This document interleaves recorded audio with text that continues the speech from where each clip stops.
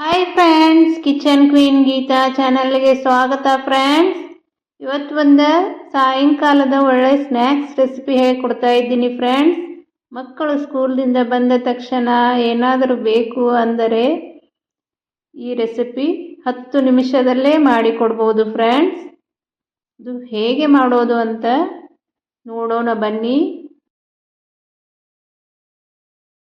ಪಾವು ಒಂದಿದ್ರೆ ಸಾಕು, ಈ ರೆಸಿಪಿ ರೆಡಿ ಆಗುತ್ತದೆ. ಹೇಗೆ ಮಾಡೋದು ಅಂತ ನೋಡೋಣ ಬನ್ನಿ. ಗ್ಯಾಸ್ ಮೇಲೆ ಒಂದು ತವೆಯನ್ನು ಇಟ್ಟುಕೊಳ್ಳಬೇಕು.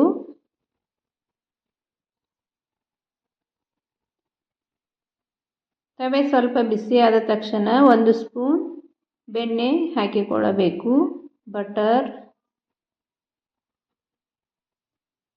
ಈ ಬೆಣ್ಣೆಗೆ 3 ಸ್ಪೂನ್ನಷ್ಟು ಎಣ್ಣೆ ಹಾಕಿಕೊಳ್ಳಬೇಕು. ಬೆಣ್ಣೆ ಮತ್ತು ಎಣ್ಣೆ ಚೆನ್ನಾಗಿ ಬಿಸಿಯಾದ ತಕ್ಷಣ ಇದಕ್ಕೆ 1 ಚಮಚ ಜೀರಿಗೆ ಹಾಕಿಕೊಳ್ಳಬೇಕು. ಇದಕ್ಕೆ ಸಣ್ಣಗೆ ಕಟ್ ಮಾಡಿರುವ ಹಸಿಮೆಣಸಿನಕಾಯನ್ನು ಹಾಕಿಕೊಳ್ಳಬೇಕು. ಸಣ್ಣಗೆ ಕಟ್ ಮಾಡಿರುವ 1 ಈರುಳ್ಳಿಯನ್ನು ಹಾಕಿಕೊಳ್ಳಬೇಕು. ಈಗ ಇದಕ್ಕೆ ಸಣ್ಣಗೆ ಕಟ್ ಮಾಡಿರುವ ಮೆಣಸಿನಕಾಯನ್ನು ಹಾಕಿಕೊಳ್ಳಬೇಕು. ಕ್ಯಾಪ್ಸಿಕಮ್ ಸಣ್ಣಗೆ ಕಟ್ ಮಾಡಿ ಹಾಕಬೇಕು. ಇದಕ್ಕೆ ಸಣ್ಣಗೆ ಕಟ್ ಮಾಡಿರುವ ಟೊಮೆಟೊ ಹಾಕಿಕೊಳ್ಳಬೇಕು. ಇದನ್ನೆಲ್ಲ ಹಾಕಿ ಮಿಕ್ಸ್ ಮಾಡಬೇಕು. ಈ ರೀತಿ ಚೆನ್ನಾಗಿ ಮಿಕ್ಸ್ ಮಾಡಿಕೊಳ್ಳಬೇಕು.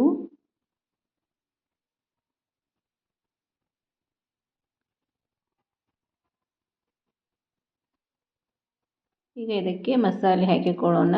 1 ಸ್ಪೂನ್ ಧನಿಯಾ ಪೌಡ್ರ್ ಹಾಕಿದ್ದೇನೆ.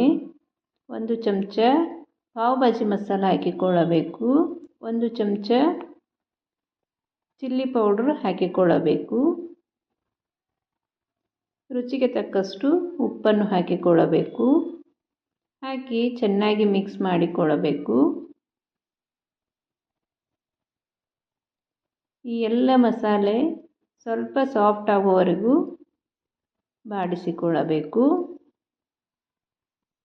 ಈಗ ಇದಕ್ಕೆ ಕಸೂರಿ ಮೇಥಿ ಹಾಕಿಕೊಳ್ಳೋಣ. 1 ಚಮಚ ಹಾಕಿದರೆ ಸಾಕು. ಕಸೂರಿ ಮೇಥಿ ಹಾಕುವುದರಿಂದ ಟೇಸ್ಟ್ ಚೆನ್ನಾಗಿ ಬರುತ್ತದೆ. ಈ ಮಸಾಲ ಪಾವ್ ಒಂದ್ಸಲ ಮಾಡಿಕೊಡಿ ಫ್ರೆಂಡ್ಸ್. ನಿಮ್ಮ ಮಕ್ಕಳು ತುಂಬ ಇಷ್ಟಪಟ್ಟು ತಿನ್ನುತ್ತಾರೆ. ಇನ್ನೂ ಬೇಕು ಅನ್ನೋದಂತೂ ಗ್ಯಾರಂಟಿ. ಈಗ ಇದಕ್ಕೆ ಸಣ್ಣಗೆ ಕಟ್ ಮಾಡಿರುವ ಕೊತ್ತಂಬರಿ ಸೊಪ್ಪನ್ನು ಹಾಕಿ ಮಿಕ್ಸ್ ಮಾಡಬೇಕು. ನನ್ನ ಚಾನಲ್ನಲ್ಲಿ ಅನೇಕ ರೀತಿಯ ಸ್ನ್ಯಾಕ್ಸ್ ರೆಸಿಪಿಗಳು ಇವೆ. ಕಿಚನ್ ಕ್ವೀನ್ ಗೀತಾ ಚಾನಲನ್ನು ವಿಸಿಟ್ ಮಾಡದೇ ಇದ್ದರೆ ಒಂದ್ಸಲ ಹೋಗಿ ಬನ್ನಿ. ಒಳ್ಳೆ ಸ್ನ್ಯಾಕ್ಸ್ ರೆಸಿಪಿಗಳು ಇವೆ. ನೋಡಿ, ನಿಮಗೆ ಇಷ್ಟವಾದರೆ ನನ್ನ ಚಾನಲನ್ನು ಸಬ್ಸ್ಕ್ರೈಬ್ ಮಾಡಿ, ಶೇರ್ ಮಾಡಿ, ಲೈಕ್ ಮಾಡಿ ಮತ್ತು ಪಕ್ಕದಲ್ಲೇ ಇರುವ ಬೆಲ್ ಐಕನನ್ನು ಕ್ಲಿಕ್ ಮಾಡಿ ಆಲ್ ಅಂತ ಸೆಲೆಕ್ಟ್ ಮಾಡಿ ಫ್ರೆಂಡ್ಸ್. ಇಷ್ಟು ಬಾಡಿಸಿಕೊಂಡರೆ ಸಾಕು. 2 ಪಾವ್ ತೆಗೆದುಕೊಂಡು ಈ ರೀತಿ ಕಟ್ ಮಾಡಿಕೊಳ್ಳಬೇಕು. ಈಗ ಕಟ್ ಮಾಡಿರೋ ಬ್ರೆಡ್ಡನ್ನು ಈ ಮಸಾಲೆಯಲ್ಲಿ ಈ ರೀತಿ ಅದ್ದಿ ಈ ರೀತಿ ಮಿಕ್ಸ್ ಮಾಡಬೇಕು.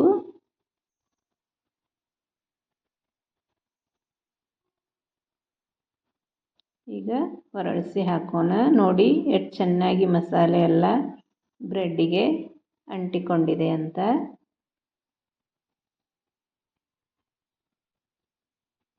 ಸೈಡ್ನಲ್ಲಿರುವ ಎಲ್ಲ ಮಸಾಲೆಯನ್ನು ಇದಕ್ಕೆ ಈ ರೀತಿ ಸೇರಿಸಬೇಕು.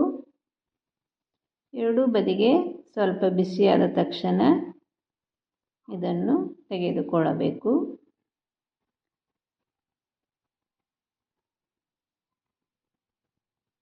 ಒಂದು ಸಲ ನಿಮ್ಮ ಮಕ್ಕಳಿಗೆ ಇದನ್ನು ಮಾಡಿಕೊಡಿ, ಮತ್ತೆ ಬೇಕು ಅಂತ ಕೇಳುತ್ತಾರೆ. ನೋಡಿ,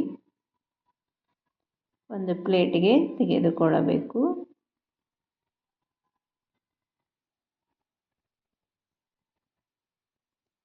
ಈಗ ಇದಕ್ಕೆ ಸಣ್ಣಗೆ ಕಟ್ ಮಾಡಿರುವ ಈರುಳ್ಳಿಯನ್ನು ಹಾಕಿಕೊಳ್ಳೋಣ. ಈರುಳ್ಳಿ ಸಣ್ಣಗೆ ಕಟ್ ಮಾಡಿರಬೇಕು. ಈಗ ಸಣ್ಣಗೆ ಕಟ್ ಮಾಡಿರುವ ಕೊತ್ತಂಬರಿ ಸೊಪ್ಪನ್ನು ಹಾಕಿಕೊಳ್ಳೋಣ.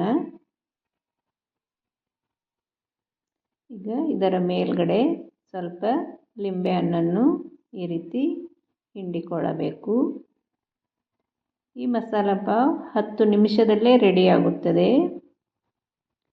ನೀವು ಒಂದ್ಸಲ ನಿಮ್ಮ ಮನೆಯಲ್ಲಿ ಮಾಡಿ ನೋಡಿ, ಹೇಗೆ ಬಂತು ಅಂತ ನನಗೆ ಕಮೆಂಟ್ ಮಾಡಿರಿ ಮತ್ತು ನಿಮ್ಮ ಮಕ್ಕಳು ಏನು ಅಂತ ಅಂದರು ಅಂತಲೂ ಕಮೆಂಟ್ ಮಾಡಿ ಫ್ರೆಂಡ್ಸ್. ಮೇಲ್ಗಡೆಯಿಂದ ಸ್ವಲ್ಪ ಸೇವ್ ಹಾಕಿದರೆ ಮಸಾಲ ಪಾವ್ ರೆಡಿ ಆಯಿತು.